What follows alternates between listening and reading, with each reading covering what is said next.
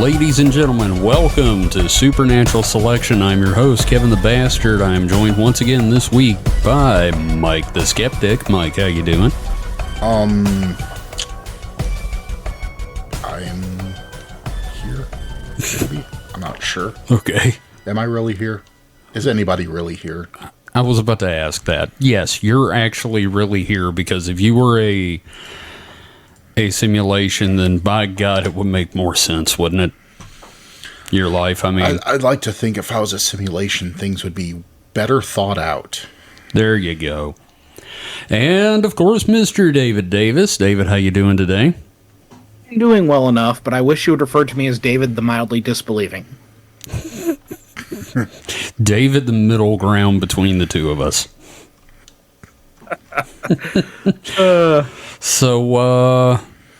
He's right.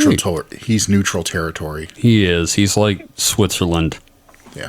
So this week it's on to more Nostradamus. I hope everybody enjoyed last week. We learned so much about the man, the myth, the legend. Nostradamus. Nostradamus. Nostradamus. There we go. I like that. Well, are you two gentlemen looking forward to getting into episode 2 here? Sure. Let's tuck in and... I am. It feels like we finished homework last week, and now we're going to actually start the school project that everybody's been looking forward to. Mm-hmm. Yeah, because a lot of last week it was just like biography, but I think we established, some important things, some important context for what was going on. We did. I do have a correction. Speaking of homework, I ended up doing some more homework because my wife nagged me about it. So last episode, I had mistakenly referred to Henry VIII as Henry VII. Okay. But in my defense, there were at least a couple of Henrys floating around in the outline. So, oh yeah, get your Henrys confused. Mix some numbers around. Well, we know that in history there were at least 8 of them. So I mean, it's easy to mix up. All 9 if you count the O. Henry bar. And they continue to insist that we used Roman numerals, which are just so unintuitive. Yeah. I'm Henry the V. Just how many I's you put after that V. Yeah. Unless you got an X with a preceding I, then you're just all fucked. Do you think Henry Or then you get to like the M and the C. Ooh, oh, God. No fucking idea. Like, I don't even know what Super Bowl we're on just because they started throwing random letters into the mix. They're making a big assumption about their audience that the audience would understand what those Roman numerals mean. Yeah, man. No shit. Yeah, and we're like educated, and I have no freaking idea. I mean, like, it could be a Q in there, and I'd just be like, okay, yeah, it's a Roman numeral, right? And speaking of, do you think Henry VIII ever, like, miscounted? I'm Henry the Ninth. 8th Henry. Sorry, 8th. Well, considering how inbred the royal bloodlines were back then, probably more often than you'd think. Oh, man. I almost wish we could do an episode about royal inbreeding. We totally could. Yeah. We totally could. We just have to make an excuse or find some sort of occult connection to talk about royal inbreeding. Oh, I'm going to look into that then. So I feel like before we tackle the topic, let's talk about the elephant in the room. Right now, while we're recording, was it today or yesterday that Russia invaded the Ukraine? It was, I think technically, well, for us it would have been today, like in the early hours of the morning, I believe. Yeah. Okay. Yeah, it was pretty. I was up real late last night, like always. So I saw some start of it, but yeah. So we just wanted to get out there that we do in fact support the people of Ukraine. We're not to get like completely political. We're all about the ha-has here, but this is some fucked up shit, and we definitely support the people of the Ukraine. If you are in the Ukraine and listening, we know that Poland has its borders open right now. So if you're looking to get out, I highly recommend go to Poland. And the other thing is, I saw someone put this on Twitter, like, very well, that, like, I'm tired of living in unprecedented times. Yeah, no. No, we're surely living that Chinese curse. We are living in interesting times. You know, and yeah, I'm totally glad that we were able to kind of like talk about this a little bit because you know it's like this is a huge deal. Like every year we have some sort of huge deal coming through, but like it's important to acknowledge these things as they happen and you know, hope for the best. Pretty much, and well, it's I don't know, man. It's just really messed up in general. So, but that being said, I wonder if Nostradamus predicted it. Oh God. You know, he could have. I mean, it's entirely possible. After this episode, you will believe a man can predict anything. Let's go ahead and dive into this. Yeah, take it away, buddy. Okay, so last week it was mostly biography, you know, place setting. Today we're going to spend a lot more time on the prophecies and the results thereof, to this modern day. And I'm excited about that because, man. It gets a little spicy at the end, at least from me. At least for me, I get a little spicy. Which is cool. Let's dive into the sauce packets. Yep. So my sources for this episode are 2 editions of prophecies. First is Nostradamus and his prophecies compiled by Edgar Leone, first published in 1961, and it's over 800 pages long. Features the prophecies, correspondences, and other writings. The second is the Complete Prophecies of Nostradamus, part of the Sacred Text series, published in 2011. This seems to be like one of those like open source texts that people can just publish. Oh, really? You know.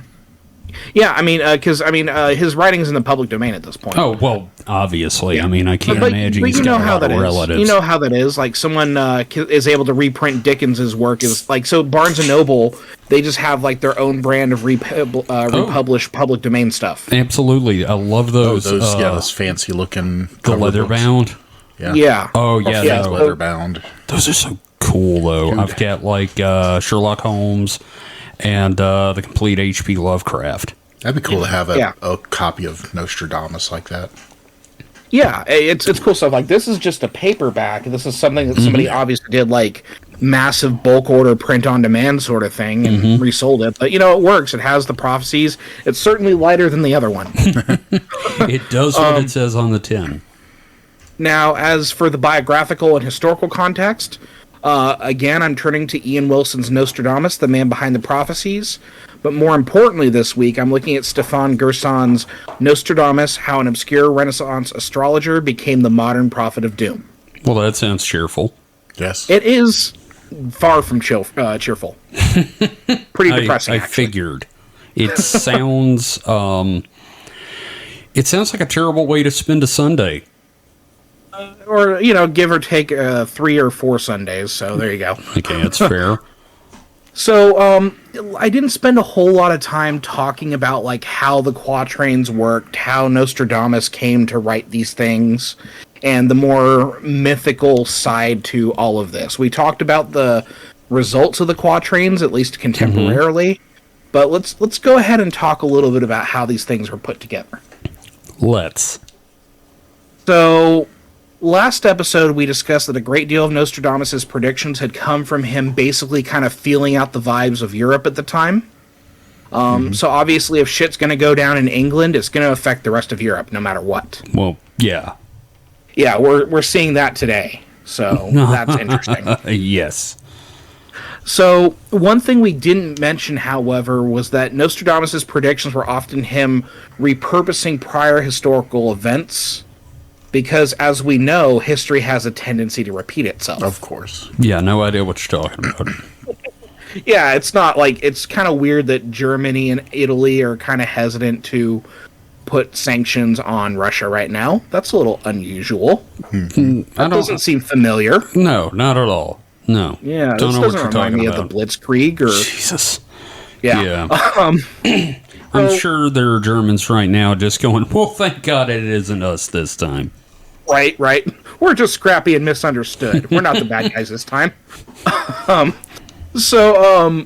You know, take into account what his secretary Chavigny wrote on Nostradamus. He wrote that, quote, he saw in advance the remarkable shifts and changes that were about to happen in Europe.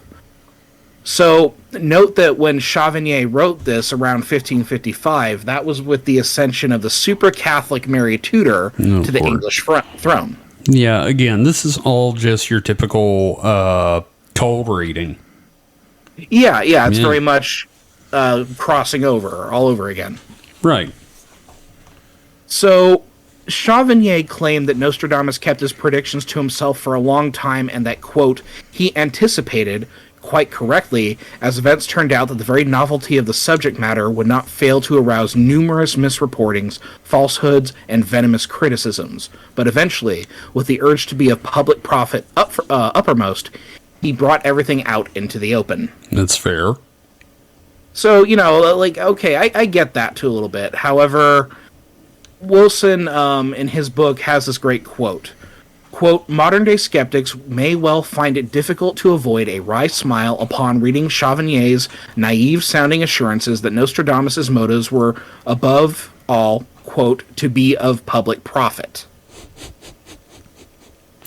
But he told me it wasn't for money. Right. There's a lot of myth-making that, like, Nostradamus and his assistant and his son would eventually kind of take on. So, Right. again, this sounds very much apocryphal to me. Sure.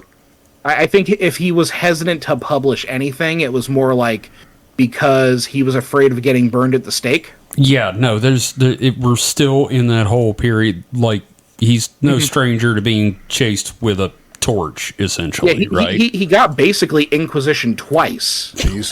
as far as I know. That's something you don't want to happen more than once, or even once. Yeah, I think one Inquisition's a little too much. So, yeah, he's trying to avoid that third Inquisitioning because, that one's not going to go well. Yeah, I'm pretty sure once you hit the third time, they're like, we don't give a fuck what you did. Fucking burn him. I It's imagine by the second Inquisitions time you you're out expect rule. a Spanish Inquisition. I'm sorry, a 3 Inquisitions, you're out rule. That's awesome. Oh my gosh. So, given Nostradamus' solid education and what seems to be a talent for social engineering exhibited in his life, I think it's pretty clear that Nostradamus could make educated guesses about what was going to happen. Mm-hmm. His talent, however, kind of laid in how he conveyed those guesses. Oh, yeah, definitely. So, this prophecy for profit angle, with both meanings fairly obvious here, is part of that social engineering that Nostradamus exemplified. That would be a great book, by the way. Prophecy for Fun and Profit. There you go. So, from Latham's Quarterly, I have this quote. The true significance of Nostradamus lies less in the future than in the present. After all, as detractors have pointed out, the prophecies have never been used to predict the future. They are always cited after the fact as evidence of Nostradamus' infallible accuracy. The legend of Nostradamus persists not because we want to understand what's ahead, but because we want to believe desperately that some divinable order lies behind all of the chaos. So nobody can really look into Nostradamus and successfully gauge the future. The only time we see the prophecies come up as being accurate is after something happens. Of course. Yeah, and I think I brought this up last time. I mean, that's the only way prophecies ever work. So, they never really predict anything because they're written so vaguely, and the only time you hear about them is after we reinterpret the existing writing to match a situation we have. Right. So, as for how the prophecies were written, there's some archival writing from his son, Cesar, which reveals the process. So, we're going to get a little spooky-dooky here. So, Okay. Let's do it. A little woo-woo. Let's get the woo-woo going. So Nostradamus would claim to time travel through visions in the early hours of the morning. So one quatrain, Century 1, Quatrain 1, lays out his process. Quote, being seated by night studying in secret, in lone repose on the brazen tripod, a faint flame springs from the solitude, causing to flourish that which is not to be believed in vain. So, for our fans of the Greeks, does any of this sound familiar? Yes. No. Okay. What do you think, Kevin? It honestly, it just sounds like the oracles. That is exactly it. So essentially, his future sight was like that of the Delphic oracles of ancient Greece, or at least evokes it. Look, I'm not gonna lie. I'm now picturing like 70-year-old Nostradamus sexy dancing like that scene in 300, and Which would be impressive. And I'm trying not to throw up. Well, and that would be impressive because he died at like 65. Oh, wow. Shit. So, Okay. someone dug him up and dressed him up, put him in heels and lipstick. And Oh, man, that's great. That's gross. They've got like the most macabre fucking marionette show ever. at least it's a marionette, not a puppet. Andy's spouting prophecy the entire time. I predict you're going to tip me big. If you don't tip me big, the pants come off. Ooh, no. So there's another quatrain that kind of goes further into this. So this is a bit more on how he would come up with these prophecies. Quote, "The wand is put in hand in the midst of Bronchus. In the water he moistens hem and foot. Fear and a voice cause trembling in his arms. Divine splendor. The divine being assumes proximity." So there's essentially what he had was a scrying. Yeah, like a bowl of water he used. A bowl of water. I remember seeing stuff about this. He would stare into a bowl of water until, I guess, his eyes bled. Or the absinthe kicked in. Also, a very good point. Could have been absinthe involved in Possibly this. magic mushrooms. We talked about this last time. Yeah. Could have been mushrooms. Now, are we talking about the kind you find under a cow pat, or are we talking about the kind that you used to, like, put in your living room and open up, and it would make everything smell good? Well, given the time period, it was probably both, because Okay. because people slept with their cows indoors. That's very true. Yeah. So yeah, basically like scrying, he would have like his own scrying pool. He would work like the Delphic oracle would. Right. So this second quatrain I mentioned evokes some of the text involved with this process as well. We're not going to go into too much detail about it, but there are references to the translation of the Corpus Hermetica and of the mysteries of the Egyptians, which were both done by Marsilio Ficino. So I don't expect anyone to know who these are, but these are Italian translations of like the Hermetica, which is a pretty important book in magical thinking, I believe. Mm-hmm. And then of the mysteries of the Egyptians, because Europeans were obsessed with the Egyptians. Egypt mania was definitely a thing, and it was all the way like until the 30s. I mean, especially once they discovered King Tut's tomb. I mean, holy crap! So, as for how far in the future Nostradamus claimed to have seen, the final year he mentions, and he rarely does very specific figures. Yeah. But he mentions the year 3797. Clearly that buffer has a purpose.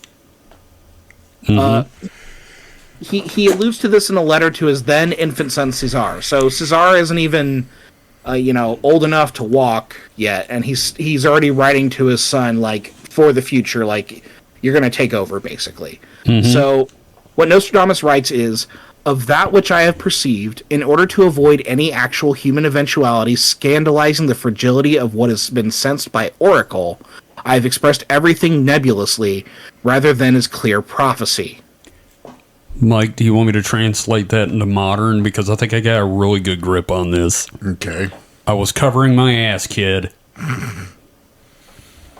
And that is exactly right. So, again, a very wide period of time his prophecies potentially cover, right? Oh, yeah.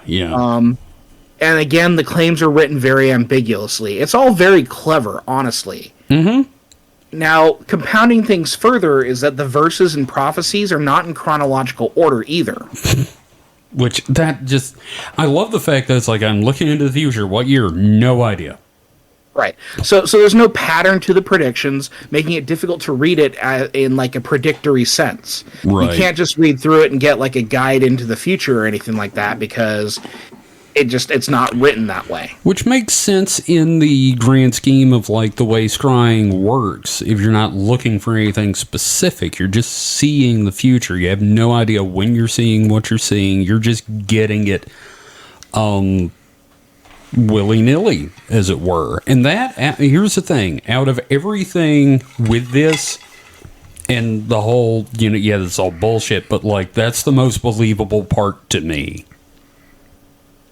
Just to him like tripping out, looking at a bowl and just writing down what comes to him. Yeah, and no idea, and like there's no guide, there's no like I'm getting all this in order, it's just like holy fucking helicopters and shit.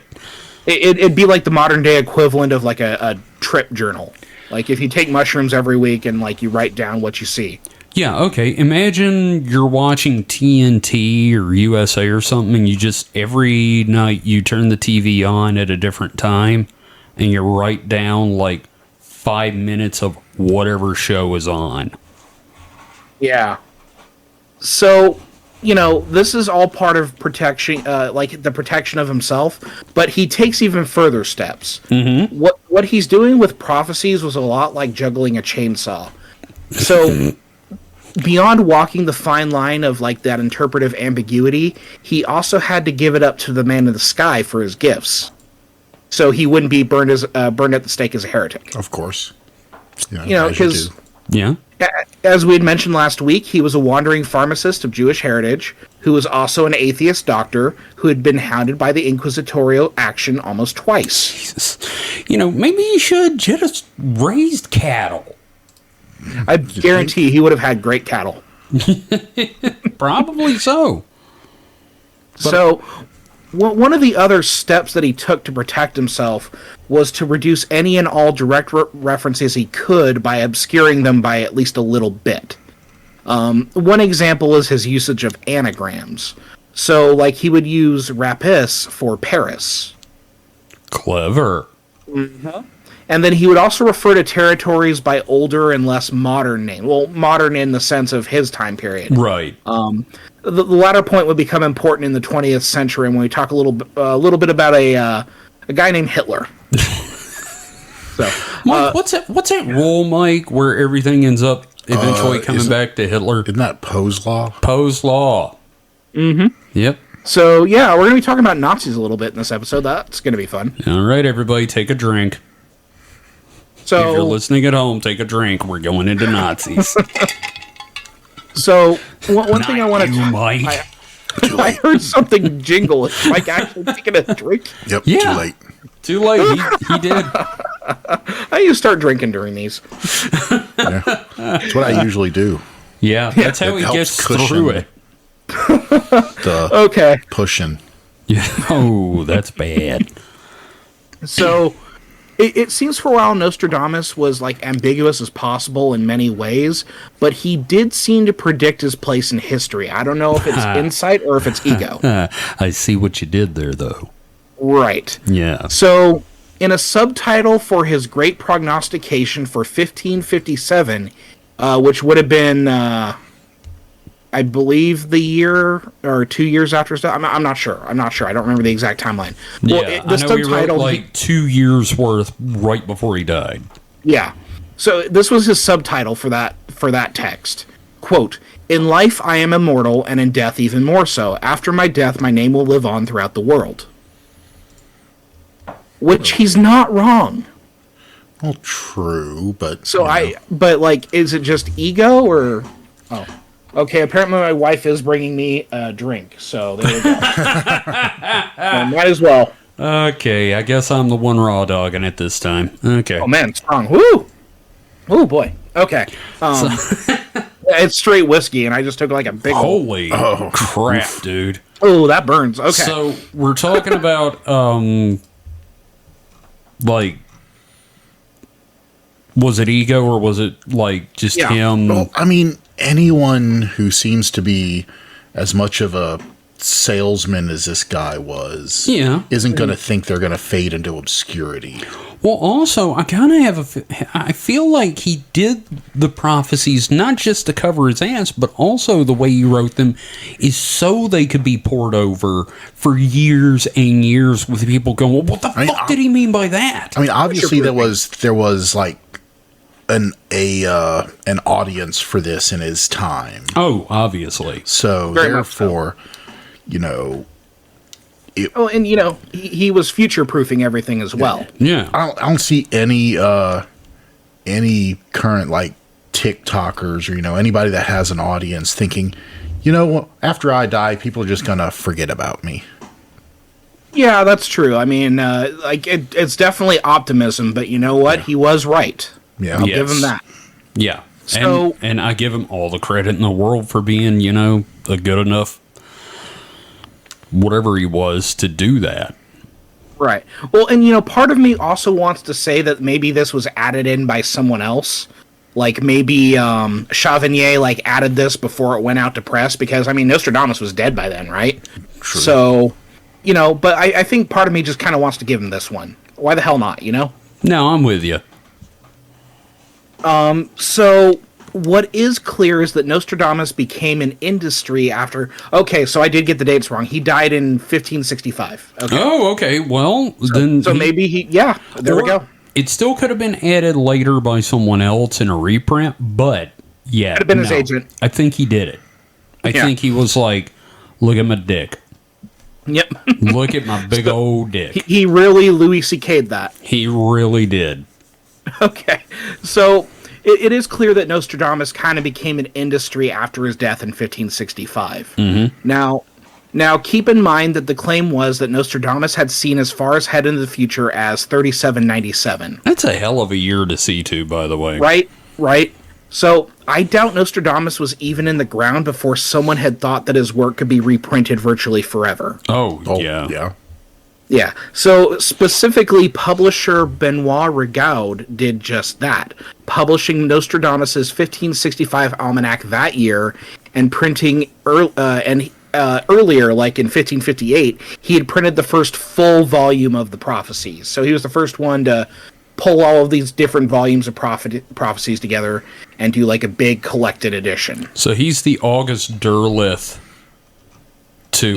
that's pretty good, yeah. Yeah, the August Derleth to Nostradamus' H.P. Lovecraft.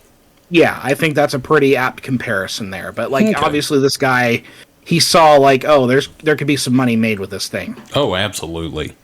Now, of course, with the death of a living legend, well, not a living legend anymore, but with the death of a legend, copycats and charlatans would come into the scene. Now, Nostradamus had dealt with this during his lifetime, but now he would be unable to fight them on account of his being a corpse. I'd be impressed if he could. So, the first of such fraudsters I could determine was Philippe de Nostradamus, who claimed to be his nephew. This is not the case. Yeah. So, Mike. a 1570 letter... Oh, yes. I'm sorry, Mike, we're going to change your last name to Nostradamus. Okay, I'm down. And we're going to do a book. Sure, why not? Awesome. Get to predict it. We could, dude. We could. Who's going to stop us? Exactly. Nostradamus can't. Fucking corpse. Dead motherfucker. Oh, yeah, his corpse gets slapped up a little bit, too. We'll talk about that. Grave robbing. Yeah, this story gets pretty weird, man. Wow. So part of the reason we know Philippe de Nostradamus was not his nephew was in a 1570 letter from Nostradamus' brother Jahan to a relative, which confirms this. In the letter, he says, quote, "As for this so-called Philippe de Nostradamus, I don't know who he is, and on my life and on my honor, he has falsely assumed the name of Nostradamus, in order that his prattling should carry more authority." Dude, this is so sad. This is reminding me of when Gallagher's brother toured as Gallagher 2, except that they're not actually related, and the family actually backed his brother. Okay, it's nothing like this. I'm sorry. Yeah, because that was actually his brother, wasn't it? Yeah, it was his brother, but he did tour as Gallagher 2 and use the same shtick. Well, Yeah. At least it was kept in the family. Okay. To me, it's more like luchador stuff, where like you'll have one luchador who like passes on the name to someone else. So you have like Dr. Wagner and then Dr. Wagner Jr. or like Blue Demon Jr. Hey, did they ever pass like El Santo on? I don't know. I can't think off the top of my head, but man. I think El Santo is like legendary in the sense that they like no one could do that. Okay, that's fair. People call bullshit on that immediately. It'd be like having Jesus too. Exactly. Oh, that shouldn't be as Jesus funny as Jr. it is. Comes into the Jesus Jr. Oh, that's an animated series from the 90s I would have wanted to see right there with James Bond Jr., but Jesus Jr. Jesus 2 Die Harder. Ooh, we put him up on 2 crosses. No, this time we put me on an X, so the X can really give it to you. Oh, that's terrible. Tell us about more fake Nostradamus, David, please. Of course, before I get us into trouble. Yes. So, what you don't want to be in trouble with Jesus 2 electric communion? Oh man. Oh man. So another one of these this one's got an interesting name. So another one of these gentlemen was Antoine Crispin Nostradamus. Crispin. Crispin Glover Nostradamus. I was about to say Anton Crispin Glover Lewis Stevenson Nostradamus III Esquire. He would publish a variation of the almanac for 1571 with this incredible fucking title that I am going to read to you. Oh, please do. And it's one of those long titles, so here we go. Right. This was the title for the 1571 almanac. Prognostication with its predictions for the year 1571, composed and calculated for all 9 of the world zones by M. Antoine Crispin, called Nostradamus, from Marseille in Provence, doctor of mathematics, manservant to the king, and physician to the Count of Tende, admiral of the West, Paris, at the house of Robert Colombel. Wow, librarians got really tired of people asking for that one. Yeah, oh my God, man. It's Right? like... Oh, God, how do you even file that? Just like I'm filing it under this shit. Just... Well, and that was the title for one of them. Here's the title for another. Oh, God. This one, I believe, was published in, I want to say 1572. I'm not entirely sure. But the subtitle is A Verse Epistle Dedicated to the Most High and Christian Charles IX, the King of France, by M. Antoine Crispin Nostradamus, counselor, physician, and astrologer to His Majesty, concerning an admirable sign of the comet appearing in the sky, complete with the interpretation of the Ferrara earthquake and the flooding of Holland, Antwerp, and Lyons, the effects of which will continue into the year 1584. Okay. You know what this reminds me of? Huh. Fucking Tumblr hashtags. It reminds me of SEO writing. You got to get that search engine optimized article out there, dude. God when you have a damn it. title that won't fit into a tweet, methinks you should, shorten it. Well, see, it's a subtitle. You know what I mean? The subtitle could be as long as you want. God damn it. No, it can't. There are rules. Apparently Jesus. not back then. This is before the rules were established. See, this is why we have those rules now, is because somebody was like, oh, hell, I ain't reading this. I just read all this My already. subtitle is the book. Yeah, exactly. It's like that fucking Fiona Apple album. The one that the whole title is just a poem. That's awful. So Antoine would continue to publish these almanacs until about 1592. Yeah, he had a nice, decent career of bullshit. Yeah, going on. He quit because he ran out of words. He used all the words. I think he just ran out of words at some point, and then he decided to die because he spent them all on their subtitles. So our last case I want to talk about here is the case of Michael Nostradamus the Younger. Oh, that's a cheat. Right. Now, he's another grifter with perhaps the ballsiest move yet, if true. Okay. He had predicted that a fire would burn down the town of La Poisine, and would later be found in the act of setting fire to the town to fulfill his prophecy. Okay, yeah, it's awful, but he did predict the fire, and he never said he wasn't going to be the one that started the fire. Well, then Billy Joel, made a song about it. Oh, that's true. But no, I thought we didn't start the fire. Yeah. It's not prophecy when you self-fulfill it. It is by nature. It's called self-fulfilling prophecy. Yeah. Well, no, that's when the prophecy is a bygone conclusion. When you prophesy something and then do it yourself, that's just saying that's a manifesto. It's been proactive. That's not a prophecy. That's manifesto. You know what? This is honestly just like the arson version of when a serial killer just wants to get caught. Yeah. Yeah, it's like, I'm going to switch my MO. I'm tired of getting away with this shit. Yeah, I'm gonna write a prophecy about burning a town down, and then I'm gonna try to burn a town down. So, you have all these people who come in at the wake of, Nostradamus' death. Mm-hmm. Now, as for the estate of Nostradamus proper, his wife, Anne Posnard, would care for the family for another 16 years, seeing all of her children into adulthood. Which is great. Yeah, as a whole, the family was rather happy and healthy with no real tragedy besetting them. It's a wonder how wealth increases the quality of one's life. That's true. It's like, oh, that's really nice. And then you remember, oh, wait, they were loaded. Mm-hmm. Yeah, especially by the end there. Mm-hmm. Now, as for Cesar, it would be a bit before he would take on the proper Nostradamian mantle.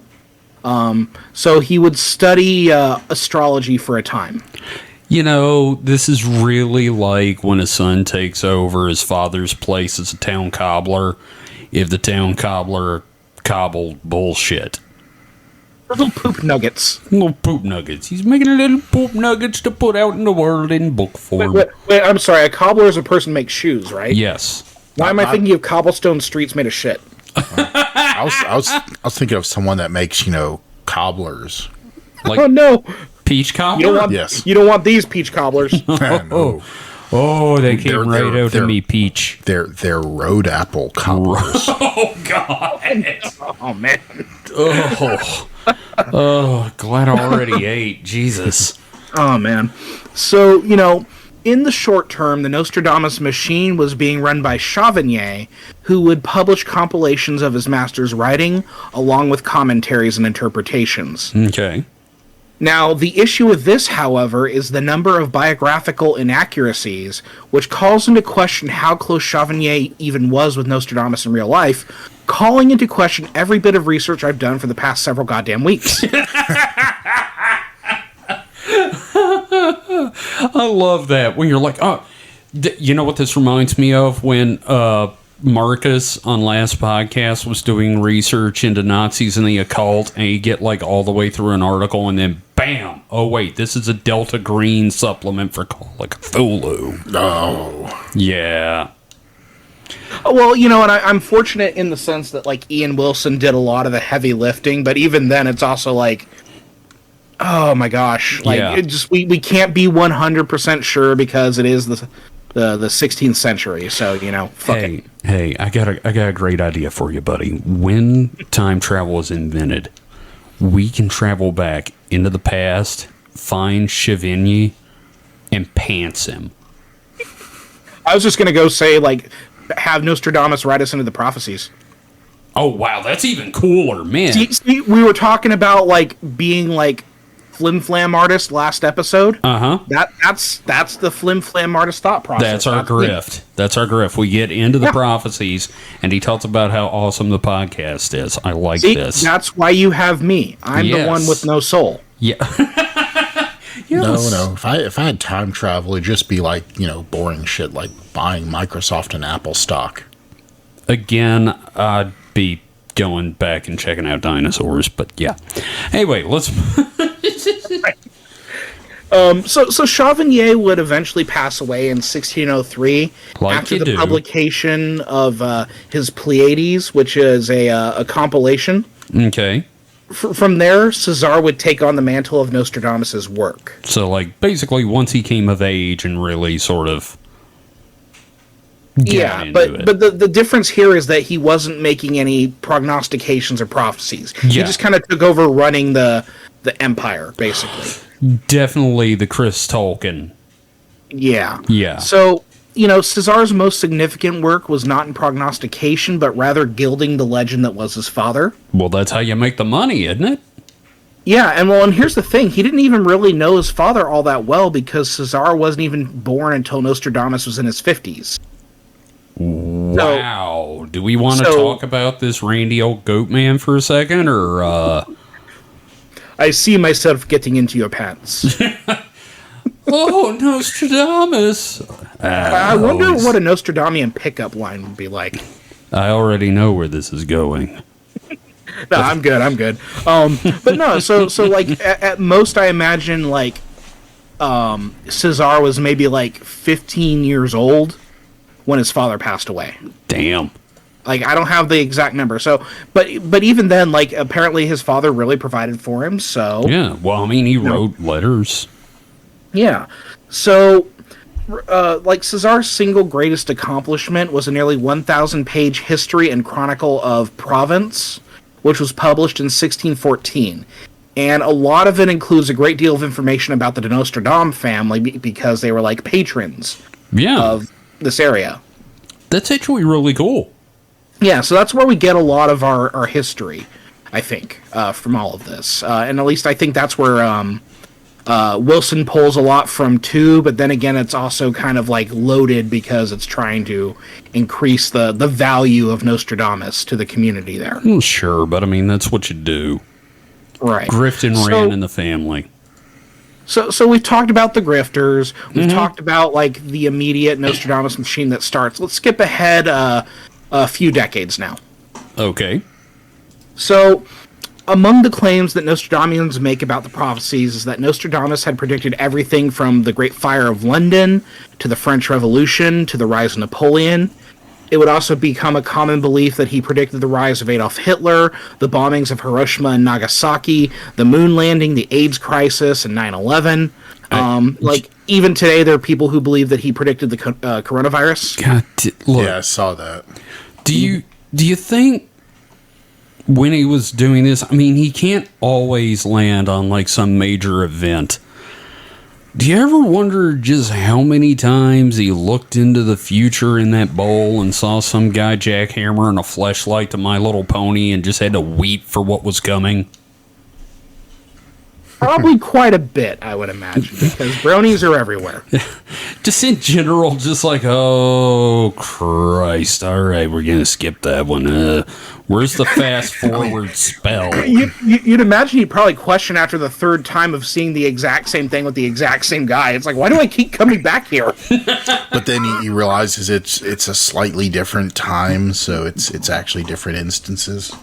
Oh, so yeah. it's later afterwards, and the guy is crying in shame about what he's done. Yes, exactly. No, he's definitely not crying in shame. No, it's like, okay, what? Okay, I'm seeing Him the rinsing future. the fleshlight in the dishwasher. Yeah, oh, God.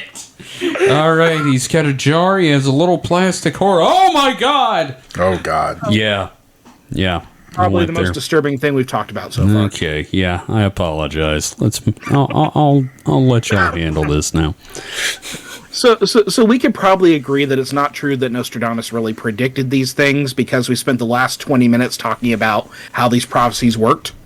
Yes. The important thing is that as history marched onward, it would perform its cyclical dance. Nostradamus would be evoked. This is particularly important in the era of the French Revolution, as his tomb would be desecrated during this time. So, the 18th century was a trying time for Europe, and the resurgence in prophetic writing took hold during such unprecedented times. That sounds familiar. Yeah, no idea what you're talking about. So, in England, the publication of choice was Old Moore's Almanac, selling close to 400,000 copies by 1803. That's a lot. Yeah, considering like the population and everything like that, because you were still having small spatterings of the plague, but it started to become under control, so the population's able to swell So if we assume that there are 400,000 copies being sold of this almanac, it just tells you how much more likely it was that the population was so much larger. Yeah, and in all fairness, there wasn't anything else to do. So, or except maybe to die in a territorial war, but... Sure, but, I mean, between that, you gotta read. Yeah. So, just as Oldmore's almanac was selling like mad in England, France would see a resurgence of sales of the prophecies of Nostradamus. Already in French. So, as the Napoleonic era rolls around, Nostradamus was already dead for like 2 centuries. Yeah. All right. But his vague writings could easily be repurposed in the context of a war-torn Europe. Yes, but David, surely that only happened the once, right? I can't think of another time. Yeah, nope, totally. It's a tragedy that this thing happened only one time. Yep, only the once, and then we never heard from Nostradamus again. So, during the early run of the Napoleonic Wars, Nostradamus' predictions were considered an omen of Napoleon's eventual takeover of Europe. However, a little battle called Waterloo ran counter to these interpretations. Oh ho! Worry not, though, because if Nostradamians can be given credit for anything, it's for changing the narrative to fit their facts. Enter Quatrain 60 of Century 1, stating, "An emperor will be born near Italy, who will cost the empire dear. When those with whom he allies are spoken of, he will be found to be less a prince than a butcher." Okay. Yeah, so, so he ends up, Napoleon's responsible for a lot of death in Europe. Yes. I don't know how familiar our audience is with the Napoleonic Wars, but it was not a fun time. No. A lot of people died. Really? Yeah, that seems to happen. So, it sounds pretty astounding when you tend to ignore how these things are written and how, again, just prior to this interpretation, the claim was that Nostradamus had seen the takeover of Europe by Napoleon. Have we considered that this might actually have been about a butcher? It could have been about a butcher, yeah. Yeah, totally. So, of course, forgeries also would start to become involved, such as a supposedly lost Nostradamian text that read completely different to his actual quatrains, and that was almost written perfectly to fit the events of the era. Of I have this course. bullshit right here. Okay. Depart over ashes and ruins, and, having no more bread and water, by great cold which will be so unfortunate for them, 2/3 of his army will perish, and half the rest will be no more under his dominion. That's way too fucking specific to be our man. Right. Doesn't even sound like Nostradamus either. Right, Mike? So, Yeah. it's during this time of upheaval, the French Revolution, that Nostradamus' tomb would be desecrated and his remains thrown about the church where they were residing. Did they just pick him up and, bitch slap him? Pretty much. It's very sad, actually. It's very fucked up. Oh, no. So I'm going to quote Stefan Gerson here. Hang on. Mike had something. I'm just saying that they just slapped his corpse around. Oh. I mean, is that what I'm hearing? Yeah. More like they probably took him by the femur and swung him around to see how far he could spread. Holy shit! That's what. That's banana boats. Yeah. That's pretty extreme, right? Yeah. Yeah. Now you have But a it quote was for extreme this, times. Right? Okay. I'm sorry, Kevin. What'd you say? You've got a quote for this because I gotta hear. Yeah. I gotta hear the story. Okay, so I'm going to quote Stefan Gerson here, who wrote, Nostradamus' last descendant at the time was a dim-witted beggar who the locals called a prophet. Nostradamus' crypt was accordingly the only place to feel Nostradamus' presence, but the guardsmen spent little time pondering such connections. Instead, they broke the tomb open, exhumed the remains, and spread them across the church floor. Now, as to why... One suggestion is that if the French Revolution was a leftist movement, Nostradamus was a figure who represented the right, as his predictions and writing were often praising the monarchy of his day, which, if you know anything about the French Revolution, know this: the people did not like the monarchs anymore. That just sucks. I mean, Nostradamus, in context, he was trying to stay on their good side and make some fat stacks. Right. And I'm going to continue quoting Gerson here, who writes, quote, "Still, Nostradamus was moving towards the political right, like as a phenomenon in Europe at the time. Right. Moving towards the political right, along with prophetic language in general. Disenchanted, anguished, and resentful, royalists found in his quatrains portrayals of an apocalyptic battle and a disastrous finish for the revolution. Meanwhile, the people who are of the revolution see this as being like PR or puffery for the people who they are trying to destroy." So you're saying, what you're telling me is that we have a prophet whose writings were co-opted by the right. That doesn't Yes. sound familiar at all.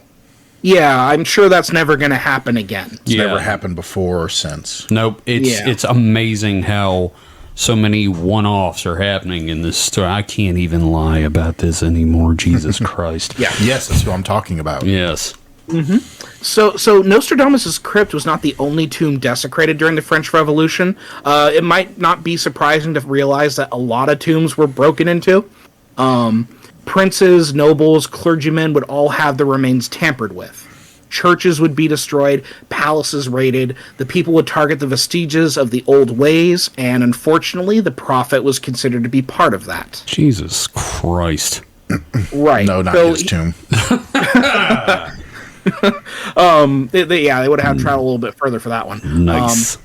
But, so basically, it's just people who are tired of being oppressed. They see some sign of, like, someone who they feel kind of put them in that position as well, because as someone who, like, worked for the royals during his day, he helped to perpetuate this system of abuse. Now, it could have also just been a bunch of drunk soldiers fucking with a church. It happens more often than you think. It really does. I mean, I think maybe you should not let drunk soldiers get away with stuff. But anyway. Right. And, his remains were collected and they were put into a new crypt, a better crypt. So, like things, aside from his body becoming a human Jenga for a little bit, things were okay. Oh, God. So we're going to go ahead and do a little time skip here. We're skipping into WW2. The Second Great World War II. Or as I like to call it, why? So we're... God damn. The Nintendo why? So we're going to turn to one of the more hilariously stupid chapters of the Nostradamus story. We're going to talk about occult warfare in World War II. Oh, God. We're going to talk about the Nazis. Yeah, okay, take another drink. Damn it, Poe, okay, here I stop go. being right. I finished This my time drink. I didn't take a big gulp. Drink right. my Coke in solidarity. All right, so, Oh, no, it's not. You keep going. okay. So a lot has been said about Nostradamus predicting the rise of Adolf Hitler and the various depravities and tragedies of World War II.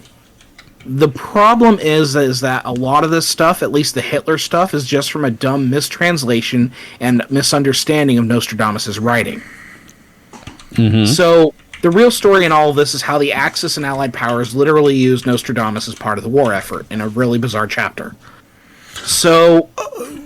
What's up, Mike? No, keep going. I don't want to interrupt. Okay. Oh, okay. So, as for the prediction of Hitler, as well as the larger conflict of World War II, much falls on a very rough translation of Quatrain 57 of Century 3, compiled by Abbe Charles Nicollaud in 1914. And the quote is, "7 times you will see the British people change. Tinged with blood, in 290 years, France, not by supporting Germany, Ares doubts its Bastarnian pole." Mike, David, have you ever been called a Bastarnian Pole? Once, but I didn't know what they were talking about, so I just kind of blew it off. Okay, that's fair. If I had a quarter for every time I was described as a Bastarnian pole, I would have 2 quarters. Okay. Wow. Yeah, That's a lot of it's quarters. very weird. But so I did want to say I looked it up and we're wrong. It's Godwin's law. Godwin's saying law. There we go. That for any as an online discussion grows longer, the chances that it'll come back to Nazis increases. Or Hitler. It either comes back to comparisons to Nazis or Hitler. Our show is just that law incarnate. Pretty much. Mm-hmm. Yep. Poe's law. Way to blitzkrieg your way into this, Mike. Nice. Should I say Hitler? Poe's law is the law that any sarcasm can be construed as, fact. Which also applies here too. Yes. So, yeah. Without a We're clear very indicator of author's law-abiding. intent. Indeed. Like that time Colbert, or the many times Colbert was thought to be an actual conservative pundit Oh, by God. the right. So, part of the reason why this quote is interesting is what was going on in 1914? Why might the Germans be important? I don't know. I can't think of it. It's eluding me. Maybe World War One. Right. So again, this might be a case of this Nicolad fella also kind of pulling his own little Nostradamian thing where he's kind of reading the leaves. And he may be looking at because, as clear back as World War One, you could predict there was going to be a World War Two. Boy, Pretty successful. Yeah. Well, yeah. What's the quote, Kevin? I forget who it was. Which one about? Well, the at the signing of the Treaty of at the Versailles. Treaty of Versailles. Yeah, no, I don't remember the exact quote, but somebody read the quote and said, "This is not The treaty. Yeah, this is not a treaty. This is we're going to be doing this again in 20 years." Yeah, and we could talk a lot about how the Treaty of Versailles was a big mistake. Yeah, Yeah. it definitely put It set the very- stage for World War II for put sure. onerous and undue hardships on the parties involved. Yeah, Just made but- a very long ceasefire, basically. Yeah, if you wanna hear more of that, go pay Dan Carlin and listen to Hardcore History Blueprint for Armageddon. Fantastic series. Armageddon. The greatest podcast ever created is Dan Carlin's Hardcore History. I'm listening to Supernova in the East again right now to get caught so up. good. I know. His series on the Mongols is incredible. Yeah, can we just say his series on everything is pretty fucking great? Yeah. Dan Yeah. Carlin's great. If you're listening, and I know you are, we appreciate you. We want you on the show. We really do appreciate you. So, another thing to note is that the 290-year period mentioned in the quatrain does not include a start date. So even without a specific number, because of that lack of a specific start date, that it's still vague. It can apply to nearly any situation. That's true. So something about the year 1939, however, holds the key, especially if you start that 290-year countdown after the execution of Charles I in 1649. So you're saying the English being changed 7 times. And it just happens to line up with 1939, and I wonder if 1939 is going to be important. So Good rhubarb crop that year. So history's second greatest monster, Adolf Hitler, was in jail in 1921 in Munich. At the time, a German postal worker, I don't have his first name, I'm going to say it's Karl Lug, the only name I have for this asshole, took up an interest in the Nicolad translation of prophecies and that specific quatrain. Now, boy. latching on to the term Bastarnian, Lug would publish a book suggesting whatever climactic event in this quatrain would involve Germany and Poland in 1939. That is because Bastarnian is a reference to the tribal rulers of what would become Poland. Because remember, Nostradamus always obscured details, so here it's essentially backfiring spectacularly here. No, yeah, no. If there was a fucking prize for backfiring, this would be a contender for the gold medal in the We Done Fucked Up Olympics. Now, again, it's also probably a lot of, reading the room, right? Because by the 1920s, with the rise of Adolf Hitler in Germany, like he has his mind set on the expansion of and the creation of a Third Reich. So, right. Again, it doesn't take a Nostradamus to kind of see some of these patterns. Well, and like you were saying, I mean, this Luke, which, fuck that name. Yeah. Luke probably was reading the prophecies and whoever did the original translation. Who did you say it was? Not Luke. Nicolad. He may have been reading it and figuring it out, and then that, of course, tints his translation. Right, and then these things just build on each other. Of course. So it continues to build in a very stupid direction. The book does not become a problem until it was picked up by Dr. H.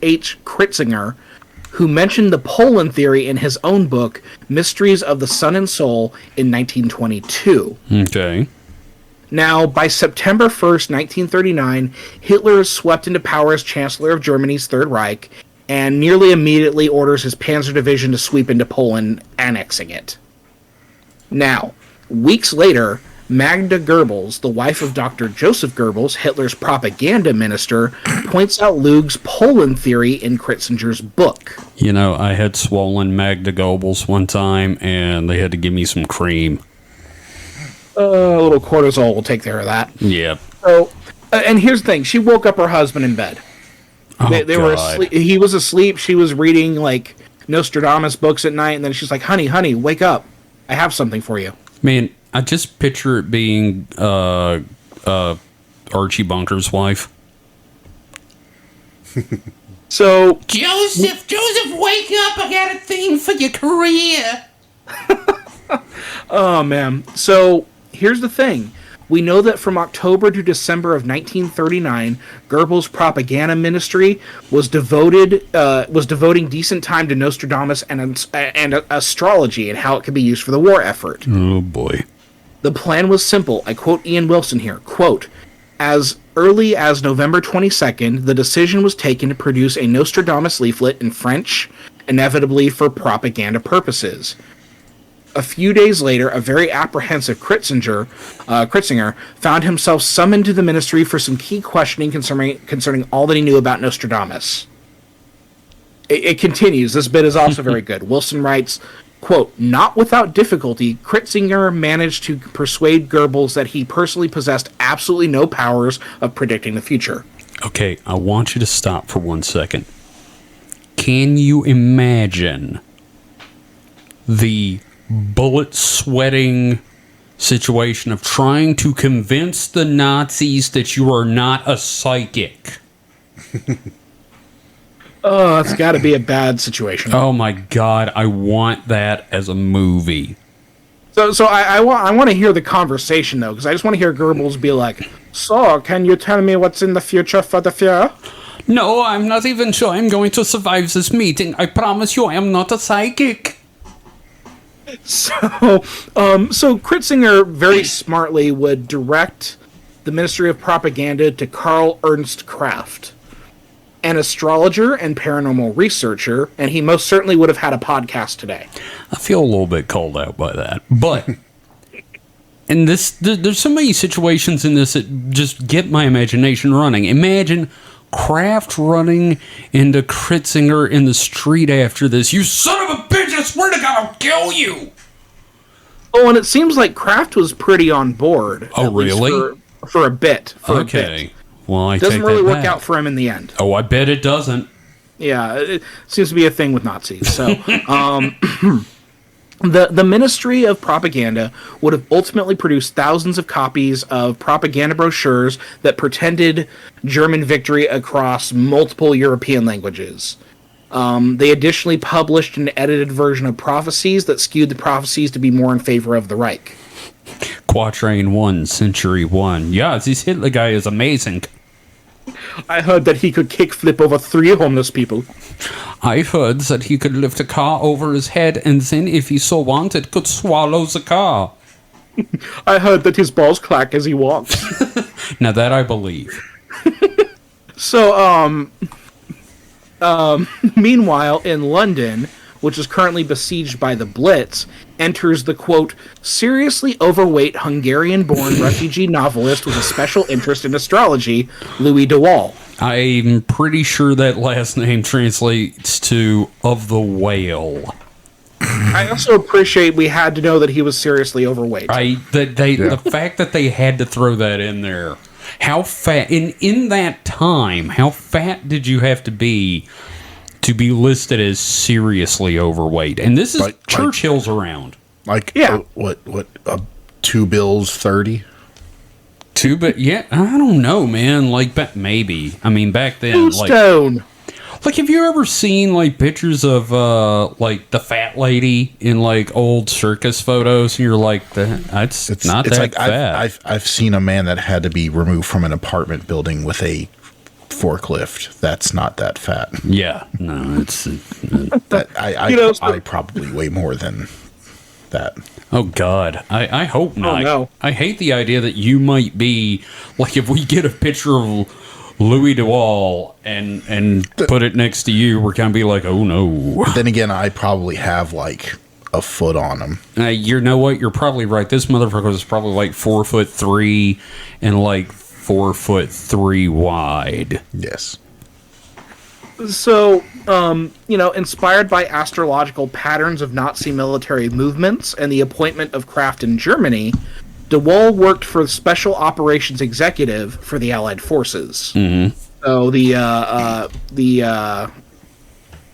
it wasn't OSS, that's American, but right. Special Operations Executive. So this was I think this predated MI6, if I recall. I think correctly. so. In fact, I think World War II led to the founding of organizations that would eventually become today's intelligence agencies. Yeah. So the thing is that Louis de Wall overestimated Kraft's influence. He thought that Kraft was some form of personal Nostradamus advisor to the Fuhrer. Instead, he was actually just working with the German news office, publishing the book How Nostradamus Foresaw Europe's Future in 1941, again using selective or edited quatrains. It's just propaganda, and this guy's like, they're using psychic powers. So Special Operations Executive ends up doing their own propaganda work with Nostradamus, following seeds planted before the invasion of France. So Dr. Max de Fontbrunn, maybe? He wrote Dr. Max de Fontbrunn. Okay. Max de Front Butt. Max front butt. Yes, Max of Front Butt. So he wrote a book in 1938 that predicted quite astutely that France would be invaded by Germany. I'm pretty sure that was not hard to see coming. Yeah. Again, read the fucking room. Yeah.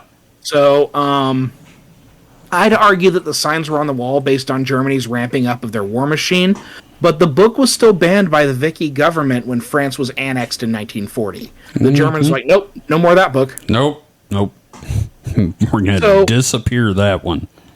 Right. So, regardless, de Wall would use this book as part of a counter-propaganda push. This book would play on the idea that Nostradamus' mention of a hister referred to Hitler, when in fact it was just an obscure way to refer to the Danube River in Germany. I've heard that actually quite a lot, and I believe that it was actually he's talking about the river. Yeah, because he used to call countries by older names. He used to refer to them by the tribes that held them and everything like that. So he went with the name Hister. Another trick up the sleeve of de Wall was to leak fake correspondence involving Kraft, suggesting that Germany would lose the war. But at this point, it didn't really matter because Kraft was already imprisoned at the time. He must have Nazis. Must have accidentally called Hitler the potato-headed git that he was. Something like that, because the people who got the letter, they're like, well, he was in jail. How could he have written this? So, it would... It's alternate. It's a magical war. It's a magical war in World War II. It's very stupid. There's a lot of stupid in that war, yes. But it was alternately you had to either A, really fuck up bad to be imprisoned by the Nazis, or not do all that much. Right, to get in prison by the Nazis. It just kind of depends on who you are. Well, the Jews would have something to say about that. I know, I'm talking about within the German military.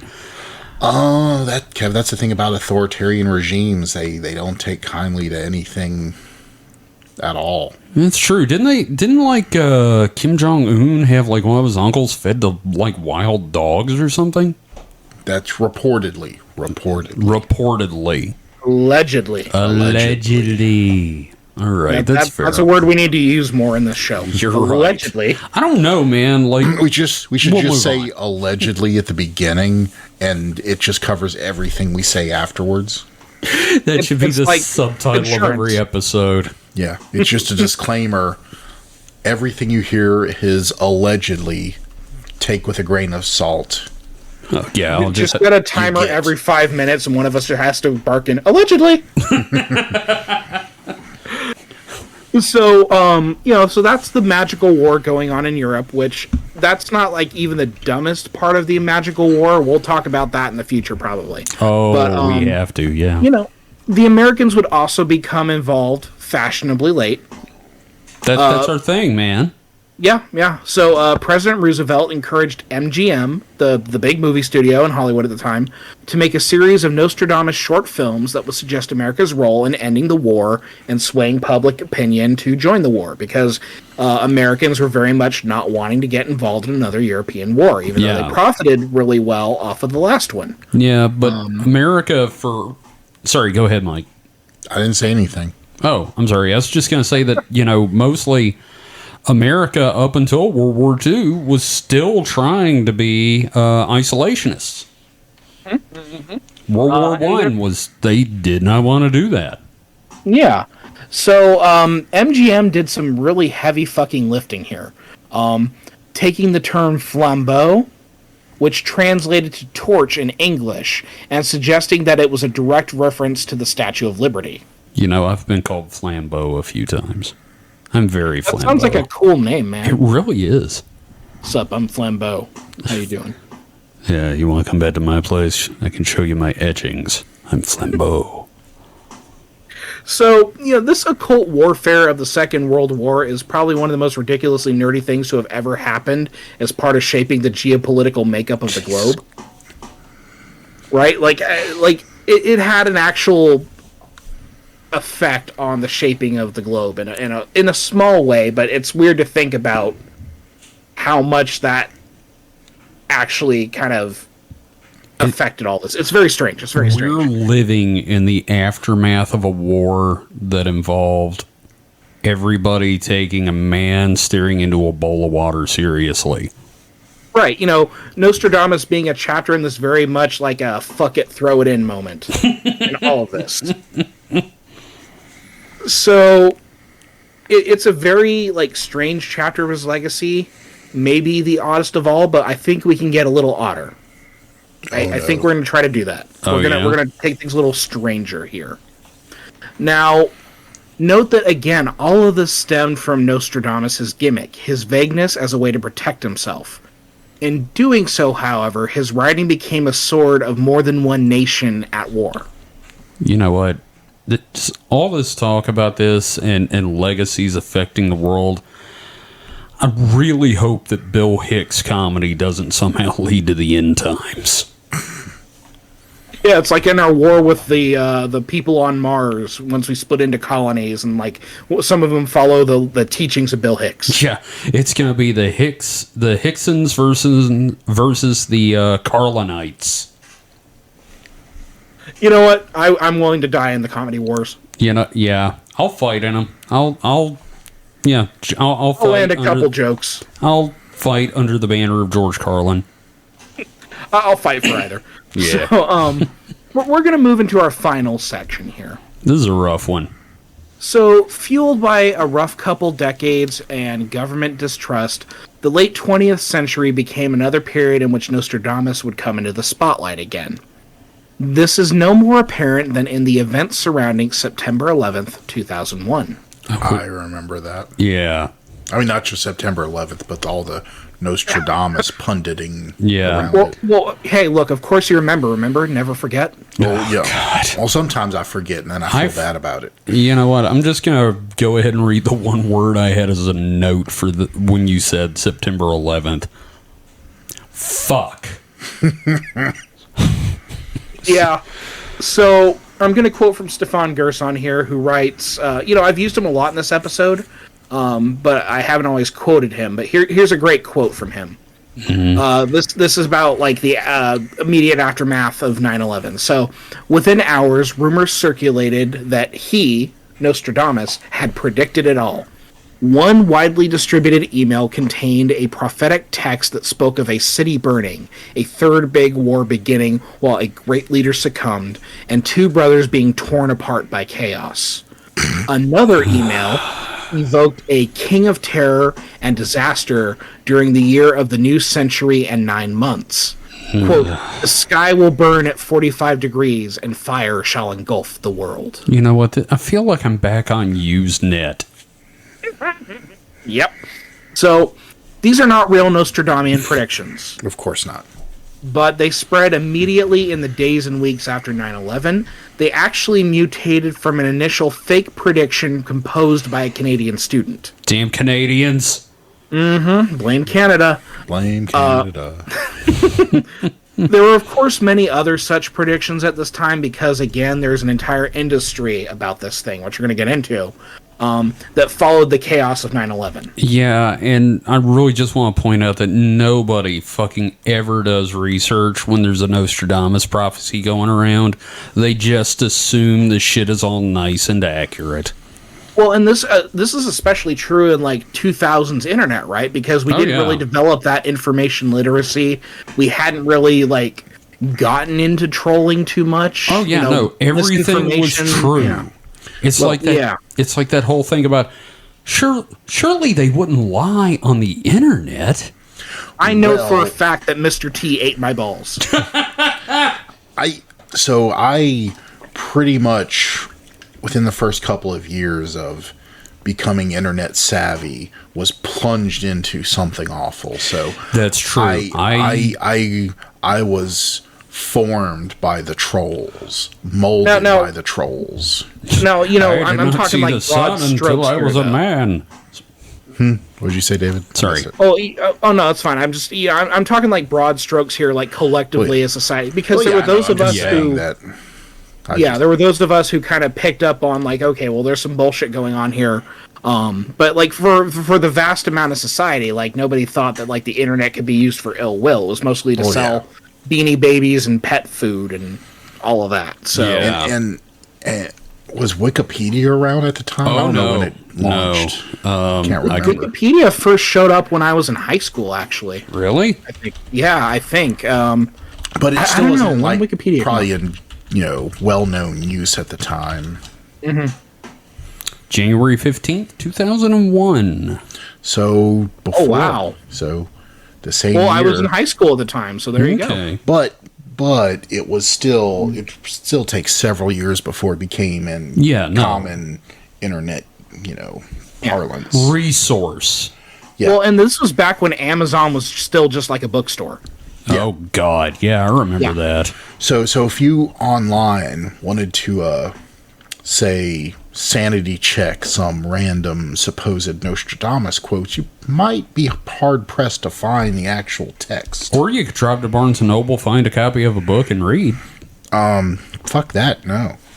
Well, actually, that is actually the case. So all of these fake prophecies resulted in further interest in Nostradamus' writings. So I have a quote from the New York Times published like the week after 9/11. Oh, wow. Quote, among the top 25 best-selling titles at the online bookseller Amazon.com for much of last week and again yesterday were 3 editions of Nostradamus' prophecies, 4 books about the Taliban movement in Afghanistan, and 2 histories, each of the World Trade Center and Osama bin Laden's terrorist network.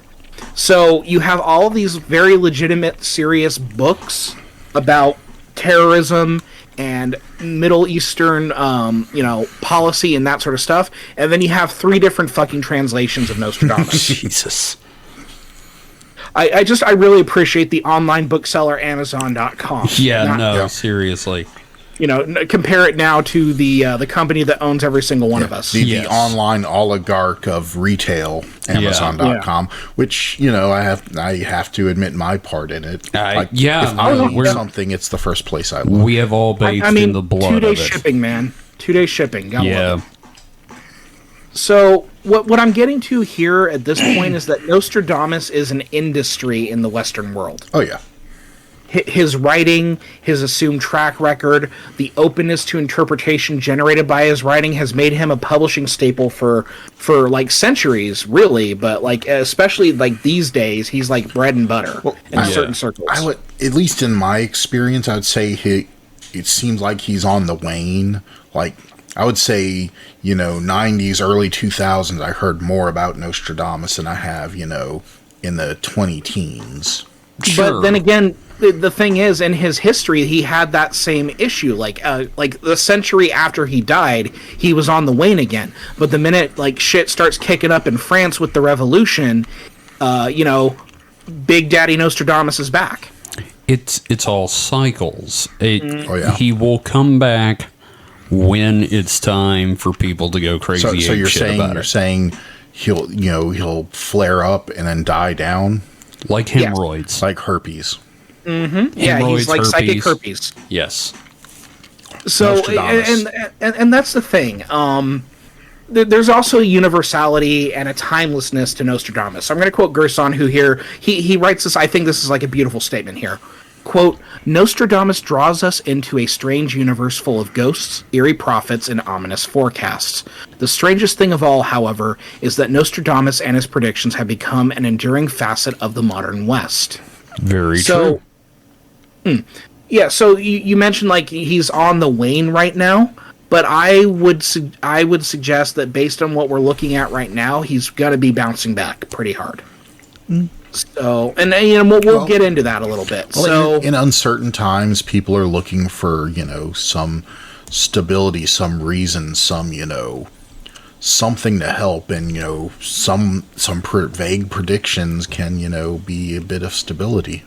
Well, yeah, right. It's like we were saying earlier, or I think David was saying earlier that it's about answers. You're looking for some kind of a force that can, if not predict, show that there's like a through line.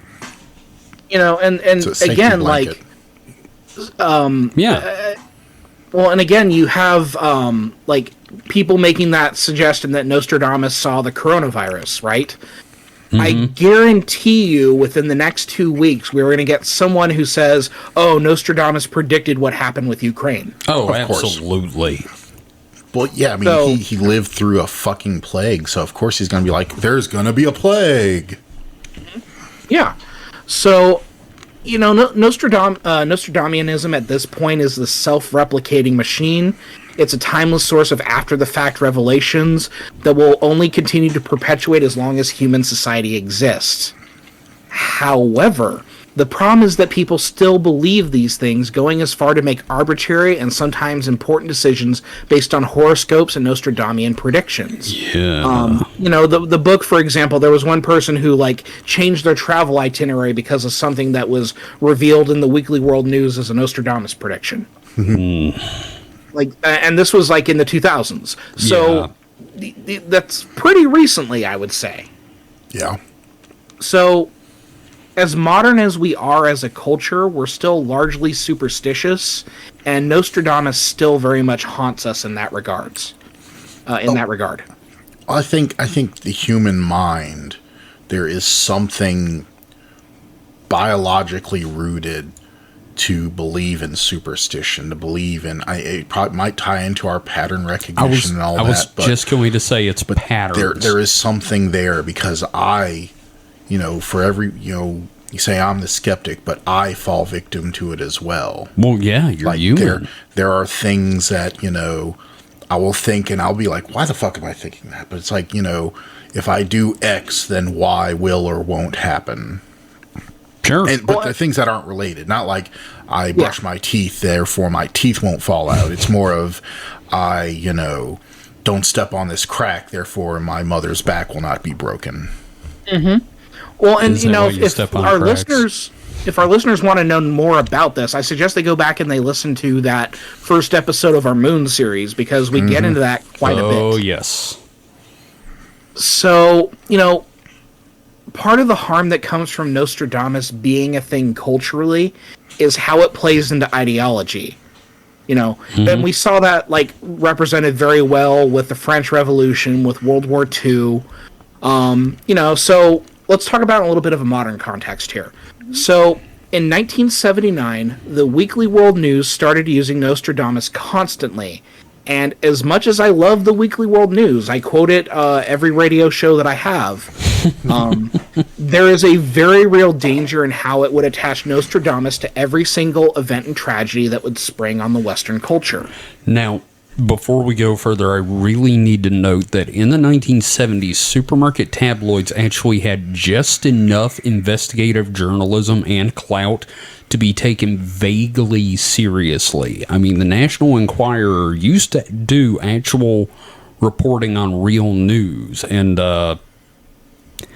it's a far cry from what we know now and the open joke that is a Weekly World News, but in the 70s, the supermarket tabloid did have investigative journalists. So, you know, there was some clout to it, and you have a mixture of the real news and then fucking Nostradamus.